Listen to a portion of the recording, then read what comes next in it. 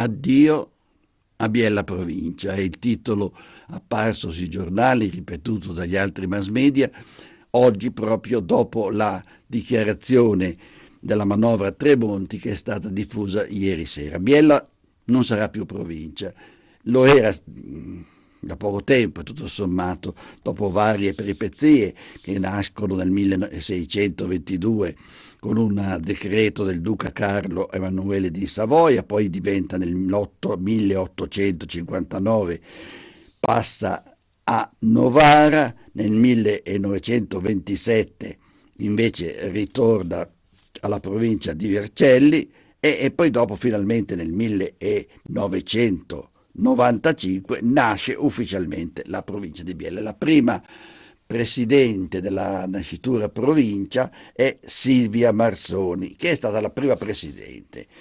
Dopo di lei, era del centro-sinistra, dopo di lei si passa al secondo mandato, che è del 99, ed è che è stato ricoperto da Orazio Scanzio del centro-destra. Dopo 5 anni si passa al centro-sinistra con Sergio Scaramal. Il presidente attuale è il centro-destrista Roberto Simonetti, che è anche onorevole tra l'altro. Passiamo invece come l'hanno presa la situazione di malessere e direi di protesta e anche di rabbia presa dai politici. Ci abbiamo messo tanto per avere la provincia, adesso ce la portano via. Perché? Perché c'è una chiara manovra, una chiara legge che prevede che Biella, avendo 187.000 abitanti, non può essere inserita nel minimo del numero degli abitanti che deve avere ogni provincia, che è di 300.000 abitanti, quello che è stato fissato proprio ieri. Allora come si fa per risolvere questi problemi? L'unica soluzione, secondo Simonetti, secondo anche altri, è quella di accorporarsi con altre province vicine.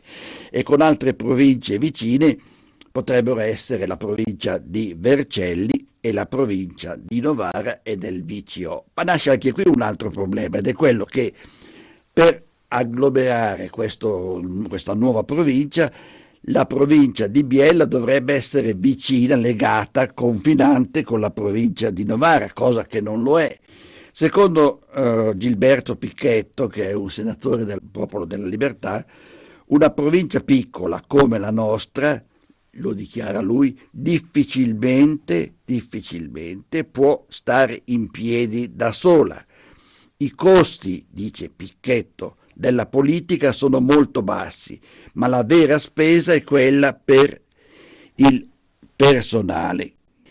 Il Simonetti invece sostiene che la provincia di Biella si è data da fare e ha emesso una tassa sul cancello. Cosa vuol dire? Chi ha un cancello che dà sulla strada deve pagare la cosiddetta tassa dei cancelli per cercare di sollevare economicamente il bilancio di Biella Provincia. Per quanto riguarda il consigliere del PD Wilmer Ronzani, le mini province sono indifendibili, cioè o si aboliscono in toto, dice sempre Ronzani, o si fanno gli accorpamenti, come ne abbiamo parlato prima.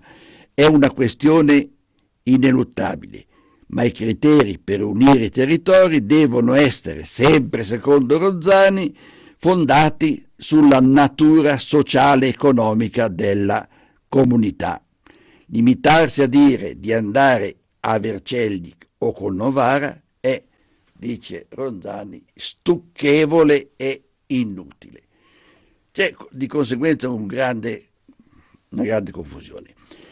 Il presidente del consorzio dei comuni, invece, Marco Picchetto, che tra l'altro è figlio del senatore Gilberto ed è sindaco di un paese di 140 abitanti, cioè piccolissimo, di Flenga, vuole a tutti i costi mantenere i mini comuni, nonostante ciò che può succedere cambierà certamente in quest'Italia così molto volubile. È certo che allo stato attuale addio a Biella Provincia, nata e morta nello spazio di pochi anni.